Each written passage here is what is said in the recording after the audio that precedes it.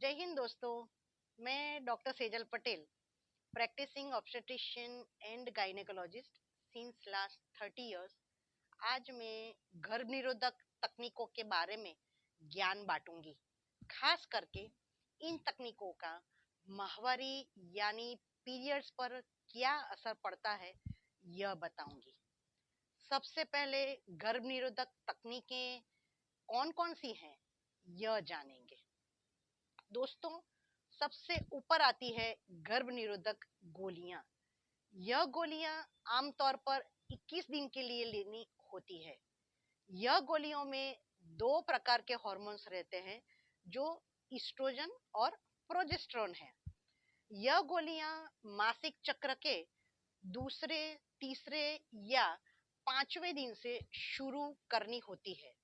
यह गोलियां नियमित रूप से दिन के नियत समय पर लेनी होती है। ऐसा करने से मासिक चक्र एकदम रेगुलर हो जाता है और मासिक चक्र का स्राव भी बहुत ही कम हो जाता है। इसीलिए जिन महिलाओं में पीरियड्स रेगुलर नहीं होते हैं और हेवी होते हैं, उन महिलाओं में गर्भ निरोधक गोलियों का सेवन एनीमिया यानी खून की कमी से प्रोटेक्शन देता है। लेकिन हाँ, यह गोलियां आपको एकदम रेगुलर ही लेनी होती है। अगर आपने 1 या 2 दिन के लिए इसे मिस कर दिया तो आपको बीच में ही पीरियड्स दिखाई देंगे। दूसरा मेथड है इमरजेंसी कॉन्ट्रासेप्टिव पिल्स, यानी आईपिल के नाम से बहुत ही पॉपुलर है। इमरजेंसी शब्द खुद ही बताता है कि यह गोलियां इमरजेंसी में यानी अनप्रोटेक्टेड इंटरकोर्स के बाद 72 आवर्स में लेनी होती है। फक्त इमरजेंसी में ही इस्तेमाल करनी है, नहीं कि रेगुलर इमरजेंसी में। यहाँ पर मैंने रेगुलर इमरजेंसी शब्द इस्तेमाल किया है। इसका मतलब समझ रहे हो ना? यानी इसे वंस ए वाइल इमरजेंसी में ही इस्तेमाल करनी है, क्योंकि इन गोलियों में एकदम हाई डोज में प्रोजेस्टेरोन रहता है। इसे इस्तेमाल करने के बाद 3 या 4 दिन में आपको ब्लीडिंग शुरू हो सकता है और इसके बाद आने वाला अगला साइकिल अनियमित होने की भी संभावना रहती है। तीसरा मेथड है आईयूडी यानी इंट्रा यूट्राइन डिवाइस। यह टी शेप का छोटा सा प्लास्टिक का डिवाइस होता है, जिसे यूट्रस यानी गर्भाशय में लगाया जाता है। यह लॉन्ग टर्म और टेम्पररी कॉन्ट्रासेप्शन मेथड है। आप बोलेंगे कि मैम, ये क्या, लॉन्ग टर्म भी और टेम्पररी भी? जी हाँ दोस्तों, आईयूडी लॉन्ग टर्म है क्योंकि यह लंबे अरसे तक यानी 3 साल, 5 साल या 10 साल के लिए कंट्रासेप्शन प्रदान करता है।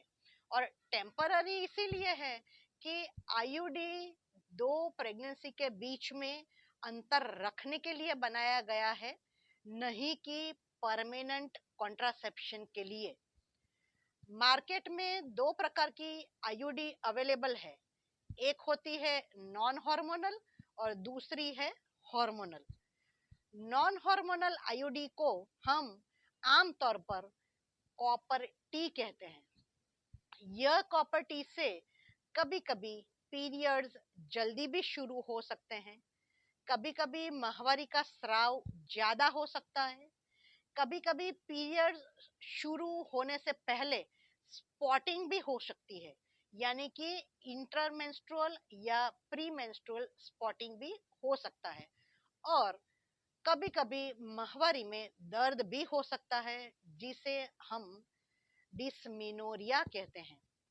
लेकिन जब आप हार्मोनल आईयूडी इस्तेमाल करते हैं तो उल्टा हो जाता है, यानी पीरियड्स का फ्लो कम हो जाता है। यह आईयूडी 5 साल तक कंट्रासेप्शन प्रदान करता है।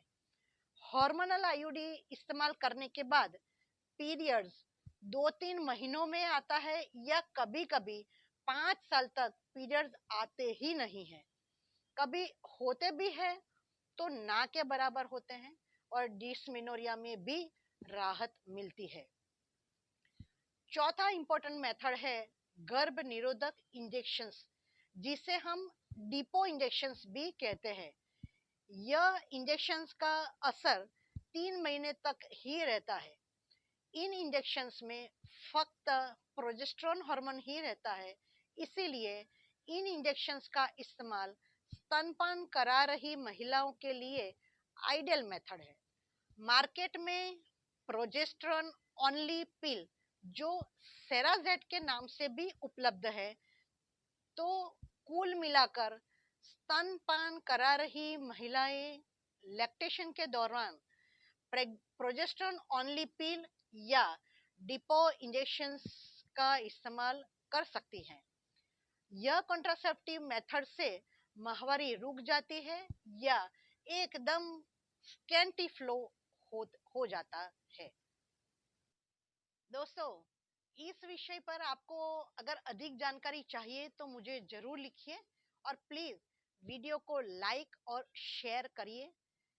जो लोग मेरी चैनल के साथ अभी अभी जुड़े हैं, वे चैनल को सब्सक्राइब जरूर कीजिए। धन्यवाद।